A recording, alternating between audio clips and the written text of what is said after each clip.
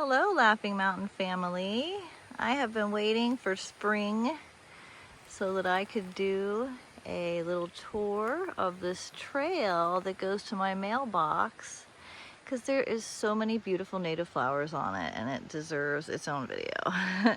So this is actually a type of ceanothus that people call either Oregon or California lilac, and they're really beautiful. They do look lilac-ish.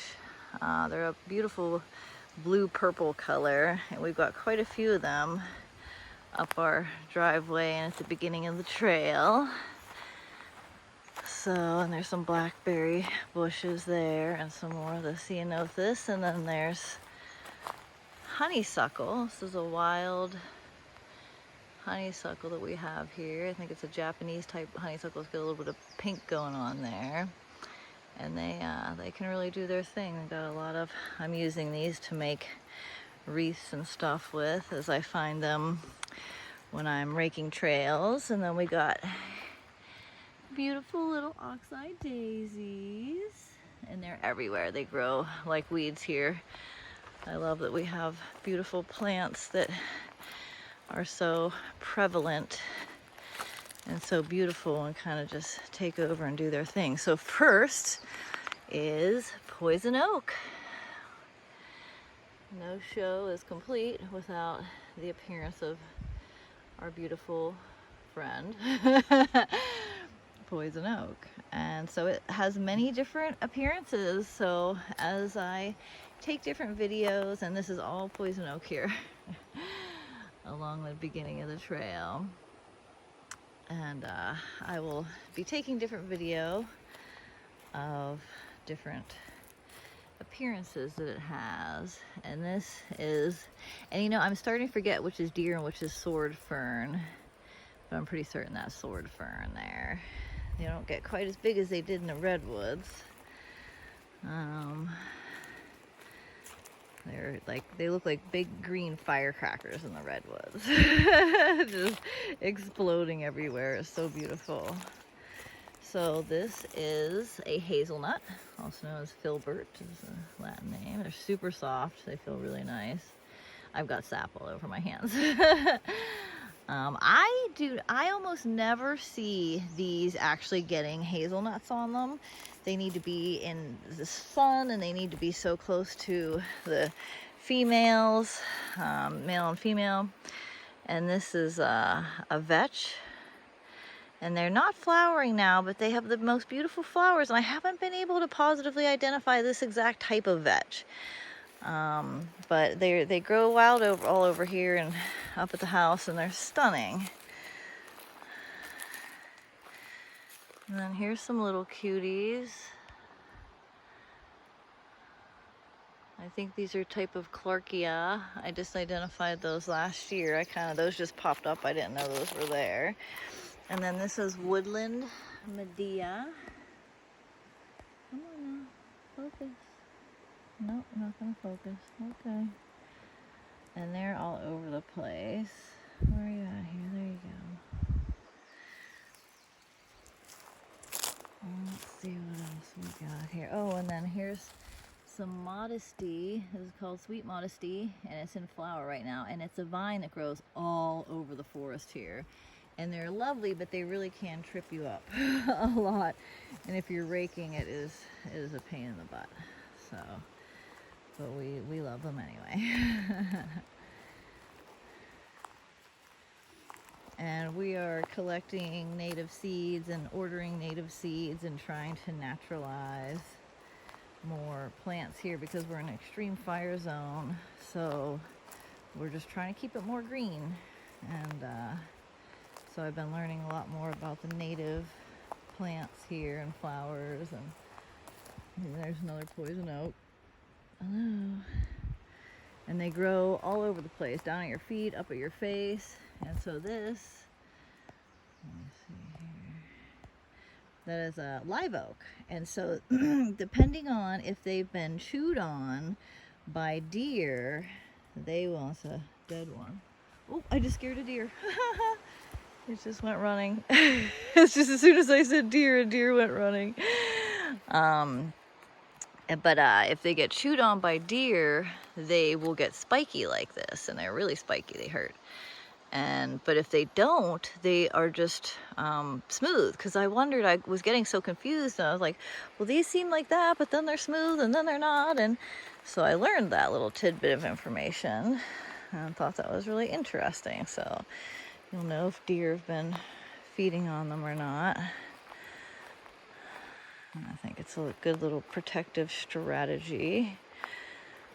And so here's another little tidbit of information that's really valuable, especially in the PNW, is that, so this is a Doug fir. I'm trying to, it's like really dark.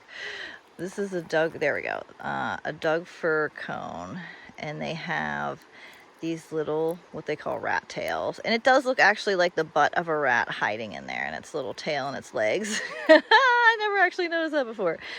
So there's little, just imagine little tiny rats in there hiding under the cones, and that's how you know it's a Douglas fir, which technically isn't a fir, it's a pseudo, but that is how you identify. They're the only ones that do that. So now you know. Oh, it's very dark. I didn't expect it to be. Oh, it's so beautiful though, isn't it? Oh my goodness. And so these are big leaf maples. We have quite a bit of these around here.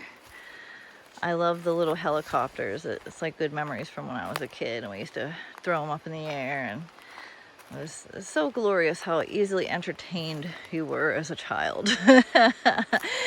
And that's not to say I'm pretty easily entertained now, but things were just newer and more exciting, and you know, sometimes I wish to have that, not knowing all of the things and have experienced so many of the things, so things seem a little more exciting and fun. But there's things we can do to bring that on. So here is Solomon's plume, and it's now going to seed. It usually has little white flowers on it, and they're really beautiful, majestic, and you can use the roots of those. And Solomon seal is another one, and they're related. I'm hoping, oh, I hope I don't pass it up. I keep trying to find this flower called Pretty Face, and it eludes me. I saw it, and it's on the right side of the trail, and it just eludes me. And so this is columbine leaves. They're very unique looking, so you kind of know what they are. And unfortunately, this is done, but you can kind of get an idea of what was happening there. They're so neat. They're so neat. And there might be some that are still doing their thing. Let's see. And then there's some of these little ones that are like parsley, carrot family guys that are probably a type of lovage, and they grow all over here too, but I'm not certain. Okay, so here's a nice example of another poison oak that's like have much more deep, like many more lobes and more deeply lobed, and it has a different appearance. And then that's an actual oak.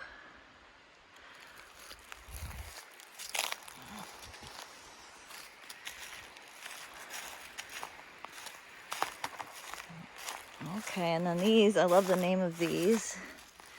These are called ukao. Such a great name. And they're usually tall, like this, and kind of just have on that thin stem. And to me, they look like flowering garlic or onion or something.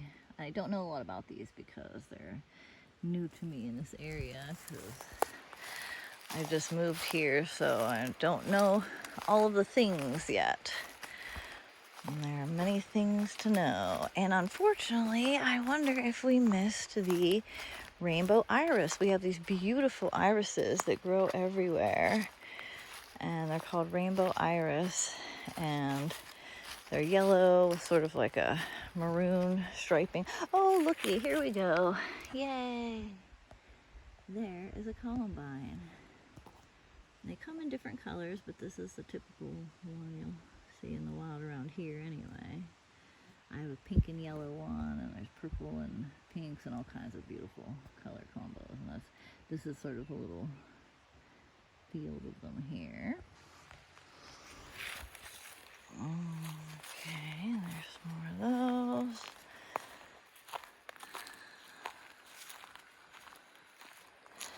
then this is what's called a scurf pea, and there should be more at the end of the trail that are a little bit prettier, have more of a, oh goody, these are in bloom. So these are a type of mallow I have not, or like geranium. Oh, they have very geranium-like leaves. Oh, come on. I'm having a hard time with this. It's so dark, but they're just beautiful. They're so beautiful, and they have very geranium-like leaves on them. Those are the bottom ones. And so I have not positively identified those yet. I'm not certain. I've gotten a few different, I have this really good app that helps you identify things, and I got a few different answers. Oh, see, so these were the irises, but they're already done. Oh, so sad. They were so beautiful. I did actually do another video, but I wasn't really happy with it. But you know what? I, again, did not find the pretty face. And it's really dark, so now I don't know if I'm gonna do this video either. It's so dark here. I gotta make sure I come at the right time of day. Okay, well, here is Oregon grapefruit.